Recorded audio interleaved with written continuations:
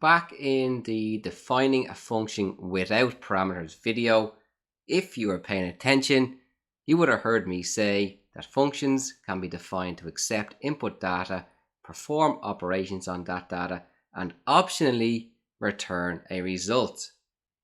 Now you may have missed it back then, but I've said it again.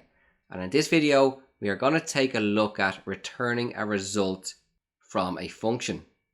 Now, every single function returns a result. If it is not stated, the result returned is a none value, a none data type. So let's head over to PyScripter and check it out. Okay, I'm back over in PyScripter. Once again, I'm going to create a new script and I am going to delete the default code that pops up. Now below this video, in the first Python snippet, I want you to copy the code and paste it in. You should see what I have here in front of me. This is the same code, the same function that we used back in the functions without parameters video. We are importing the random module from the standard Python library. We are defining a function called generate random cohorts. Within our function, we have min long, that is minus 180, and max long as 180.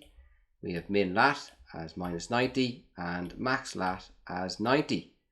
Then creating two variables called longitude and latitude, and we're setting these to equal the random module and using the randint function that takes some parameters.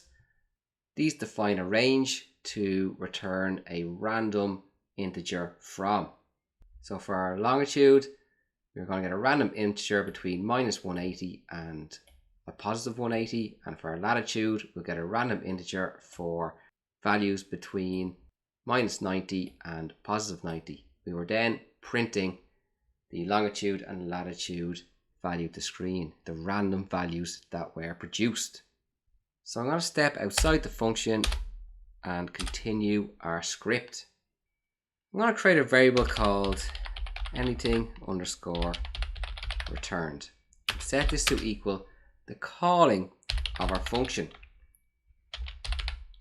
I'm then going to print anything returned to screen. So let me talk you through what is happening here. Every time you call the function, the code within the function is executed. So we're expecting our longitude and latitude random values to be printed to screen. But we are also setting the calling of the function to a variable called anything returned. Now remember I said that a function will always return some kind of value. If it's not stated, then it's going to be none. We have not stated a return value here. You probably don't even know how to return a value. So before we actually get into how to return a value, let's just run this code here and see that it is none. We'll run. We can see we get our longitude and latitude random integers, and then we have returned the none value. Now let's go back to our function and state that we want something returned. Instead of the print function, I'm going to tell this function to return that string. Now there is no print statement within our function. I'm going to comment out this print anything returned, and I'm going to run. And what do you expect will happen when I hit run? Nothing will happen. We don't have any print statements to print anything to the screen. So let's run. And we got no output. Now let me uncomment the print statement. Here we're setting anything returned to equal our generate random cohorts function, the calling of that function. Now that we have stated a return statement, our anything returned variable is going to hold the value from the return statement in the function. So here we are saying Whatever is returned from our generate random coords, we want to assign it to the variable anything returned. I'm going to print that to screen. I'll click run,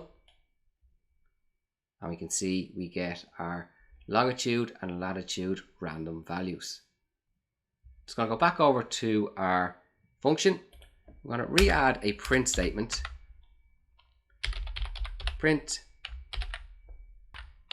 I was printed because the function was called,